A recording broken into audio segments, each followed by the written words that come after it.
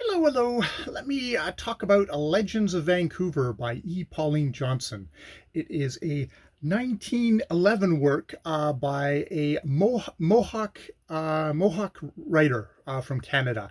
Her father was Mohawk as well. Her mother was English.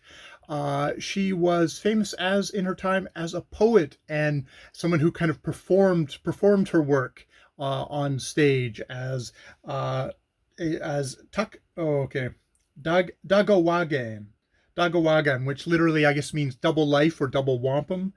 Uh, she um, she was born in 1861 and died in 1913 at the age of 50 from breast cancer. Yeah, she was born on the Six Nation Reserve in Ontario and died in Vancouver.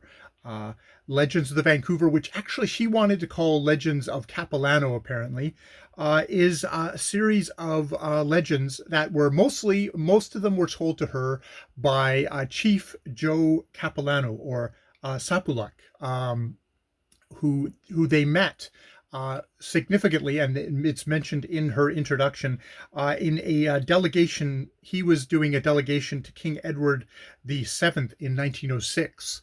Now, what the book doesn't say is that he and other chiefs were doing a delegation to the king to directly appeal to him to get Canada to honor its treaty promises and to lift the ban on potlatch, amongst other things.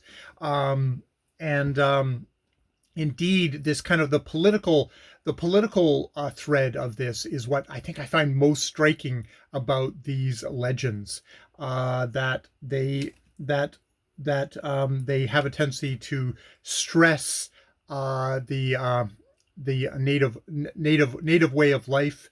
Indeed, potlatch comes up as one of these unifying features of their religious and political life of Native peoples. I will not try and describe it because I'm an ignorant white guy, but worth going into itself, and how this was outlawed as one of the kind of main one of the main colonial acts of the time. The others being stuff like the residential schools and such like other really horribly discriminatory practices.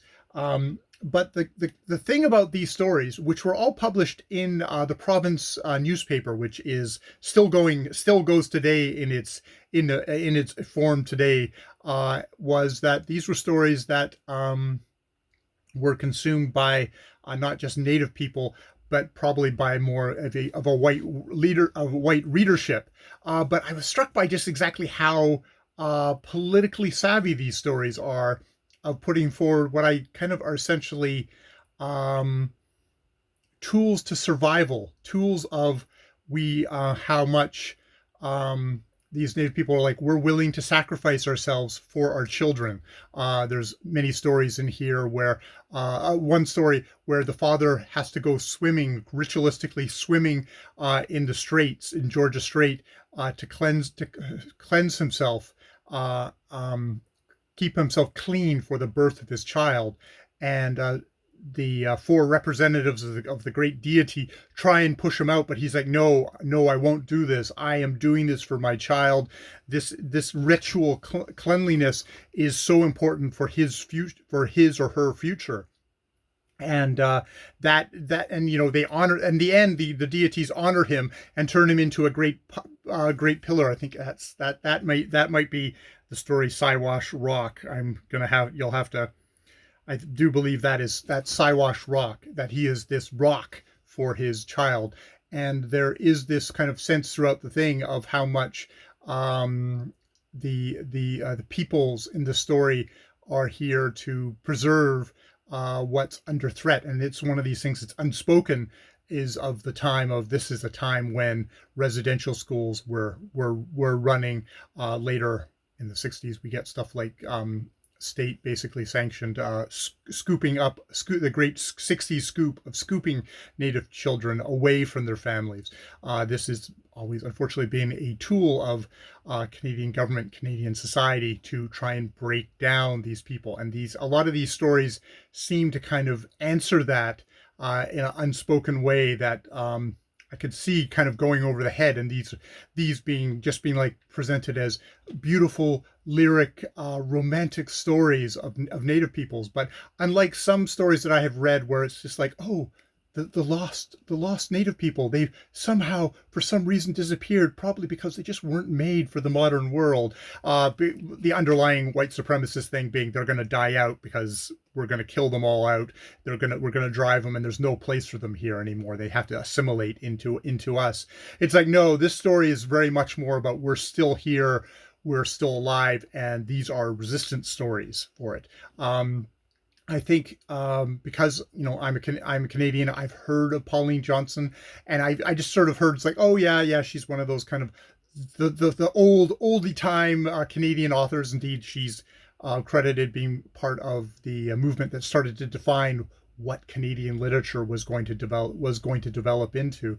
But I'm just really struck by how this is very much a story where there is kind of a bit of that sort of sentimentality in her writing, but underneath that there's sort of a bedrock here of we're going to survive, we are going to fight through this stuff, here are the tools to keep going in these stories, which I was surprised to find there, surprised and delighted to find there was a thing.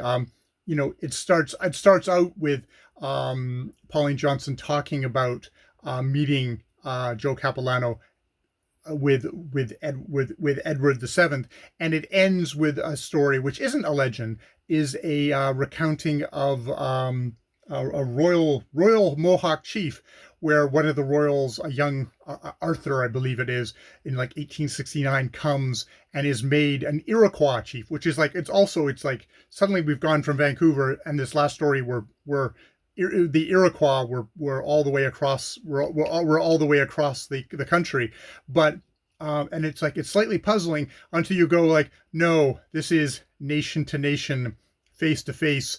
We have to you need to honor us as a nation, and that's it's a kind of very it's interesting to see how pointed this is, and at the same time is obviously something that was popular with white audiences that probably weren't at all sympathetic to the Native struggle at the time, and indeed were supporting governments that were trying to assimilate. We're trying to I think the phrase that you hear for residential schools is try and kill the Indian in the child. So this was really a good little early example of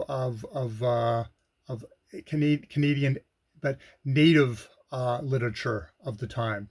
It definitely is using kind of a romantic, poetic, romantic thing of a kind of a Western culture to tell these stories, but does it in kind of an entertaining way.